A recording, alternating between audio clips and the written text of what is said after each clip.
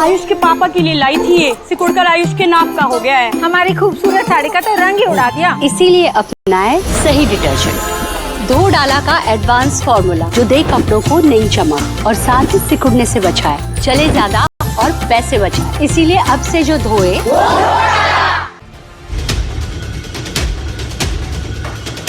Court ने clearly stay कर दिया है, तो वो एक बहुत अच्छा ऑर्डर है।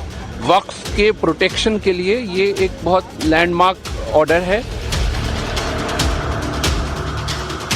आज जो माननीय सर्वोच्च न्यायालय ने अंतरिम राहत पे विचार करते हुए बहुत स्पष्ट आदेश दिया कि जो वक्फ अमेंडमेंट की जो प्रोविजंस है उसको स्टे नहीं किया गया है। इसमें माननीय सुप्रीम कोर्ट ने अधिकांश जो मांगे थी उसको नकार दिया है।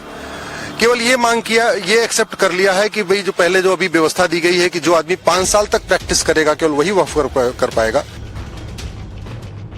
4 महीने के इंतजार के बाद वक्फ अमेंडमेंट एक्ट पर सुप्रीम कोर्ट का अंतरिम आदेश आया तो नए वक्फ कानून को लेकर देश में एक बार फिर से बहस गर्मा गई है।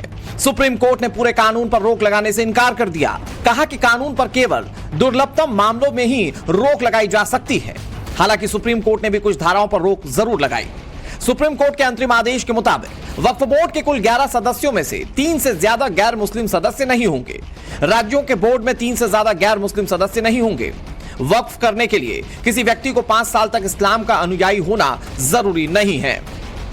कोर्ट ने क्लियरली स्टे कर दिया है, तो वो एक बहुत अच्छा ऑर्डर है। वक्फ के प्रोटेक्शन के लिए ये एक बहुत लैंडमार्क ऑर्डर है। तीसरी बात उसके बाद जो थी कि वक्फ बाय यूजर के जो अनरजिस्टर्ड वक्फ बाय यूजर है वो एक्ट के तहत प्रोटेक्टेड नहीं था। उसके बारे में बहुत क्लियरली कोर्ट ने स्टे ऑर्डर पास नहीं किया है, लेकिन उसके बारे में कुछ कहा गया है जजमेंट में, जो हम जब जजमेंट एक बार पढ़ लेंगे उसके बाद उस पर कुछ हम कह पाएंगे। आज जो माननीय सर्वोच्च न्यायालय ने अंतरिम राहत पे विचार करते हुए बहुत स्पष्ट आदेश दिया कि जो वक्फ अमेंडमेंट की जो प्रोविजंस है उसको स्टे नहीं किया गया है। दूसरा बात उन्होंने कहा है कि जो रजिस्ट्रेशन का जो मुद्दा है उस पर भी कोई स्टे नहीं है, यानी कि जो वक्फ रजिस्टर्ड नहीं है या जिसको रजिस्टर नहीं कराया जाएगा वो वक्फ प्रॉपर्टी ट्रीट नहीं होगा। तीसरी बात उन्होंने कहा कि जो नॉन मुस्लिम्स को मेंबर बनाने की बात कही है वक्फ बोर्ड में या अपीलेट ट्राइब्यूनल में, उसमें 3 की संख्या नॉन मुस्लिम्स की हो सकती है, उससे ज्यादा की संख्या नहीं हो सकती है। इसमें माननीय सुप्रीम कोर्ट ने अधिकांश जो मांगे थी उसको नकार दिया है। केवल ये मांग किया, ये एक्सेप्ट कर लिया है कि भाई जो पहले जो अभी व्यवस्था दी गई है कि जो आदमी 5 साल तक प्रैक्टिस करेगा केवल वही वक्फ कर पाएगा, उस सेक्शन को रोका है। बाकी और सरकार ने जो कानून बनाया है उन पे रोक लगाने से इनकार कर दिया है। ये इंटरिम ऑर्डर है। फाइनल हियरिंग जब होगी तो उसके बाद फाइनल डिसीजन होगा।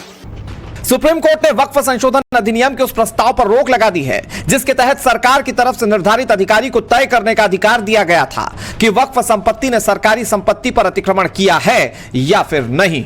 देखिए, उस पर उन्होंने कहा कि जो सेपरेशन ऑफ पावर है, जो पावर न्यायपालिका को दिया गया है राइट डिसाइड करने के लिए, वो पावर एग्जीक्यूटिव नहीं कर सकता है एक्सरसाइज।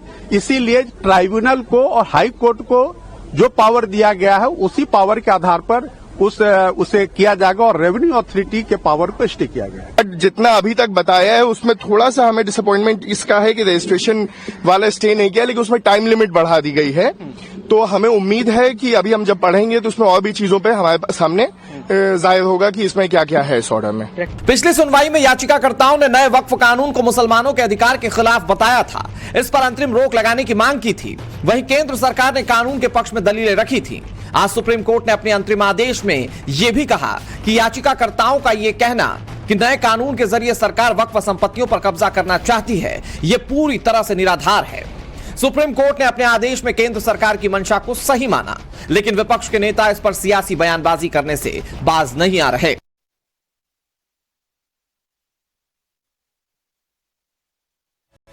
कोर्ट के आदेश पर हर पक्ष अपने हिसाब से हार जीत के रूप में पेश कर रहा है, लेकिन इंतजार है सुप्रीम कोर्ट के फाइनल फैसले का। ये बहुत अच्छा फैसला है और सरकार की साजिश और सरकार की मंशा पर माननीय उच्चतम न्यायालय ने बड़े पैमाने पर रोक लगा दी है, अंकुश लगा दी है, तो पूरे देश में अपनी ज़मीनें दान करने वाले लोग, धार्मिक कामों के लिए, सामाजिक कामों के लिए, जिनको ये डर था कि सरकार उनकी ज़मीनें लूटने की कोशिश करेगी, फौरी तौर पर उनको बहुत बड़ी राहत मिली। कोर्ट को किसी भी संसद के कानून की स्क्रूटनी करने का अधिकार है और उसने अपने दृष्टि से जो दूसरी पार्टीज थी उन्होंने, मैंने कहा ना कि जो लूट की लंपट लाबी जो लूट के छूट का लीगल लाइसेंस चाहती है वो उसमें लगी हुई है। लेकिन जहां तक सवाल है कि आज भी हम, अगर आप मुझसे पूछेंगे, और देश भी इस बात से संतुष्ट है कि वक्फ के पूरे सिस्टम में जिस तरह की लूट का एक धंधा चल रहा था, उस लूट के धंधे पर जो है वो लगाम लगानी जरूरी थी। भी कोर्ट ने इस पे फैसला किया है, सरकार जरूर उसको देखेगी, लेकिन मेरा मानना है कि इस सुधार पर किसी भी तरह का सांप्रदायिक प्रहार जो है वो स्वीकार नहीं होना चाहिए। सुप्रीम कोर्ट के इस आदेश के बाद देश में एक बार फिर से बहस का दौर जारी है। क्या सही क्या गलत, इस पर विमर्श किया जा रहा है। ब्यूरो रिपोर्ट, टाइम्स नाउ, नव भारत। दर्शकों, आपने वक्फ पर आए फैसले को लेकर सारे रिएक्शंस देखिए। मैं आपको इस फैसले के बारे में बहुत संक्षिप्त में बताता हूं। यह जो फैसला था उसकी कॉपी मेरे पास मौजूद है और इसमें जो सबसे इंपॉर्टेंट बात जो कोर्ट ने कही है वो ये, जो आप एक लाइन में इस पूरे फैसले का सार समझ जाएंगे, वो ये कि the prayer for stay of the इम्प्यून्ड act is therefore rejected.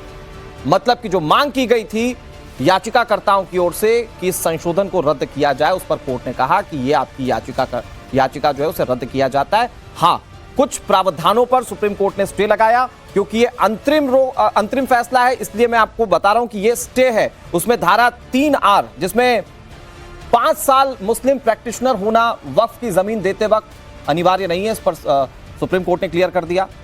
धारा 2C, इसके तहत कोर्ट ने बिल्कुल क्लियर कर दिया कि जब तक जांच रहेगी वक्फ की संपत्ति को वक्फ का ही माना जाएगा, जबकि सरकार के अमेंडमेंट में जब तक जांच चलती उसे वक्फ की संपत्ति नहीं माना जाता।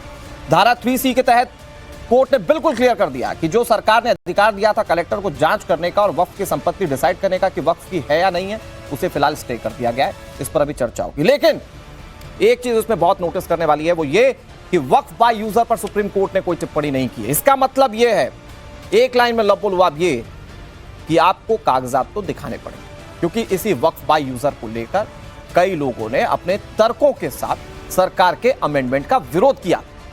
लेकिन सरकार ने जिस तरह से अपनी मंशा को रखा और जिस तरीके से कोर्ट के सामने बहस हुई, कोर्ट ने वक्फ बाय यूजर पर किसी तरह की कोई टिप्पणी नहीं की। जबकि कपिल सिब्बल जैसे वकीलों ने ये दलीलें पेश की थी, कहा था कि जो 300 साल पुरानी प्रॉपर्टीज है उस पर हम लोग कागजात कहां से दिखा पाएंगे।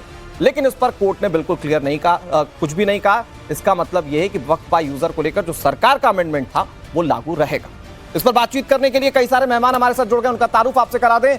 हमारे साथ बातचीत करने के लिए रतन शारदा जी जुड़ गए, जो कि जाने माने राजनीतिक विश्लेषक हैं। हमारे साथ शादाब शम्स जी जुड़ गए, जो कि उत्तराखंड वक्फ बोर्ड के